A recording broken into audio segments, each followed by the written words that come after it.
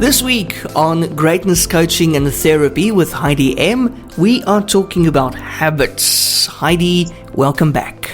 Hello there. How are you? I'm fantastic, especially now that I'm hearing your voice. Thank you so much. How are you? I'm doing great. Thanks, Eon. Always excited to talk to you. Yeah, it's always a pleasure. And now, last week, we spoke about vaping and smoking, which it was a really nice introduction to today's topic of being habits. Yes, habits. We all have them, don't we? Yeah. So it's just, the thing is, human beings are creatures of habit. And we all have habits, but I think we all have those habits that don't serve us and then habits that do. So the bad habits or the habits that don't serve us, we need to have an awareness of what those are, identifying them very specifically and acknowledging the negative impact it has on your life. For instance, the vaping and smoking that we spoke about last week. There are no plus points to vaping, none whatsoever. So acknowledge the negative impact it has on your life. And then realizing also what are the triggers for these bad habits, for these habits that don't serve you. When do I want to vape? When do I want to smoke, for example? When do I want to have my third or fourth drink if I know I'm only supposed to have two? So those little triggers, to become acutely aware of them, and you have to be mindful. You have to almost come out of yourself and look at yourself objectively and be mindful of the situations and the emotions and the environments that encourage this habit. And then here comes the big thing, to replace a habit with a bad habit with a positive behavior. So, it's not possible for us to just take away a habit without replacing it. The human mind doesn't like to feel deprived, and it doesn't like to feel that something is lacking. It sends the mind into a bit of a spin if it feels that it's being deprived or that there's a sense of lack. So you need to replace that bad habit with a healthier alternative. And that's what we do a lot in coaching and therapy, is to find alternatives, to help our clients find a better alternative, to choose a better activity or action that provides a similar satisfaction but without the negative consequences.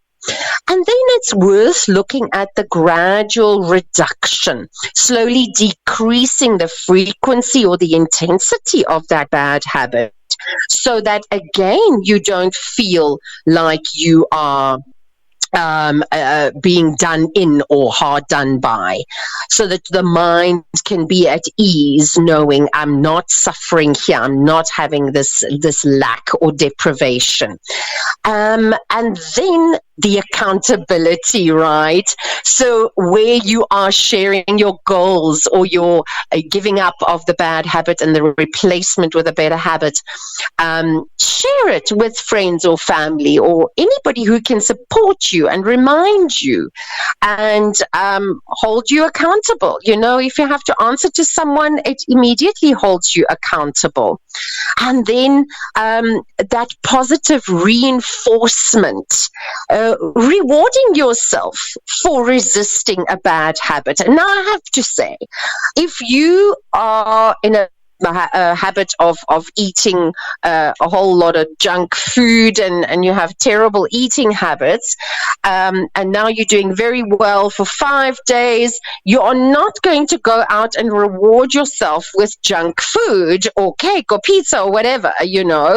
It has to be something, the reward has to be something that can continue this great trajectory, this new path that you are following. And once again, there is so much that we can do around this area of your recovery, of you adopting the better habits. And we do a lot of that in the therapy and the coaching. So, celebrating your milestones and your achievements along the way. And then also what we do is find ways for you to be consistent, to stick to this new routine that you've established, to perform a new behavior, that replacement behavior, to perform it regularly, and to place visual cues in your environment to prompt this new habit, to attach the new habit to an existing routine to make it easier for you to stick to it. And that is how slowly but surely, and everything is a process, all good things come through a bit of a process, but it doesn't have to be torture. There is such enjoyment and growth and a comfort in the process. So people, when they hear it's a process, they want to go, oh my goodness, it's going to be torture. I'm going to suffer through this. No, not necessarily. Actually, not at all. Maybe, look, there's going to be discomfort because it's never easy to replace a habit, especially if it's something that was bad for you. But the enjoyment can be more than the discomfort. And if you see the big picture, it's so worth it. It's well worth it. It's about you living a wholesome, holistically healthy, beautiful, productive life so that you can be the best version of yourself for your family, your friends, your community, and ultimately, humankind, right? Yeah, definitely. Heidi, thank you as always. How do we get in touch with you? Yes, you can find me on Facebook, Heidi Mollentze, or Heidi M Wellness, and then also my WhatsApp. If you want to pop me a text, it's 079-815-6305. Okay, and Heidi, you do in-person consultations in Gauteng, or is it all virtual? I do in person if somebody's in Johannesburg and they want to come to see me. I've got people flying from Durban seeing me, so that's also doable. And cool. Whoever wants to do virtual does virtual. Yeah. It's so fabulous that the virtual, that's the one positive about COVID. It taught us that this can be done. And it's every bit as effective and transformational as a face-to-face consultation, is a virtual consultation. So yes, people are most welcome to contact me. I can help you no matter where in the world you are.